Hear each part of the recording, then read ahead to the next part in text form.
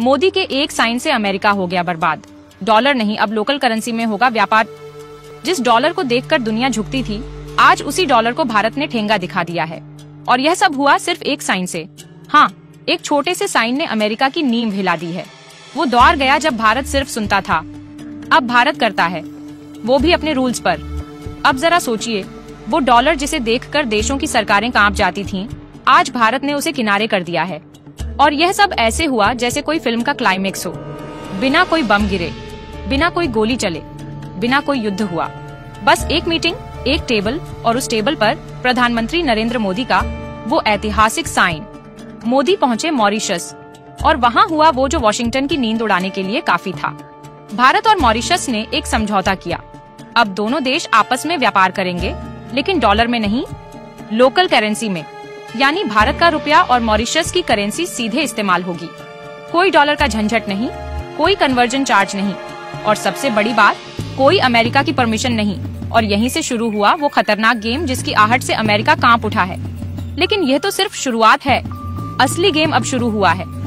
Mauritius के बाद श्रीलंका, बांग्लादेश, रूस और यूएई जैसे देश भी लाइन में लग गए हैं। सबके सब भारत से लोकल करेंसी में ट्रेड करना चाहते हैं। अब अमेरिका के माथे पर पसीना क्यों आ रहा है, ये समझिए।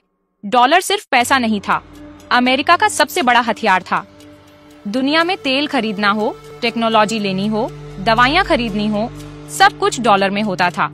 और क्योंकि सबको डॉलर चाहिए होता था, अमेरिका शेर बनकर बैठा रहता था। जो उसकी बात नहीं मानता, उस पर सैंक्शन लगा देता था। स्विफ्ट पेमेंट सिस्टम का इस्तेमाल करके देशों को ब्लॉक कर देता था। मतलब आप दुनिया से कट जाते थे, न माल मिलेगा न पेमेंट होगा।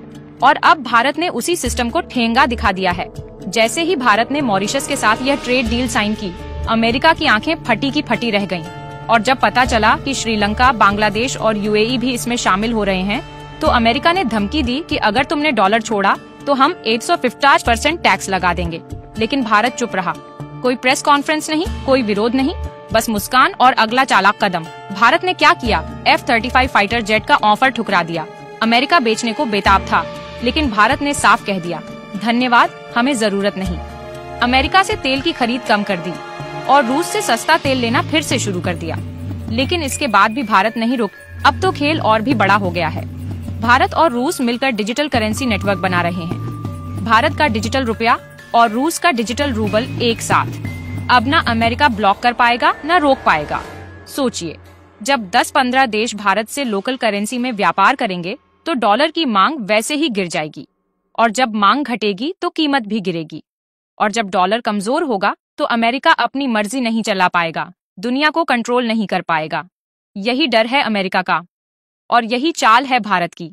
क्योंकि ये नया भारत है जो सिर्फ दोस्ती नहीं करता, दिमाग और नीति से गेम भी पलटता है।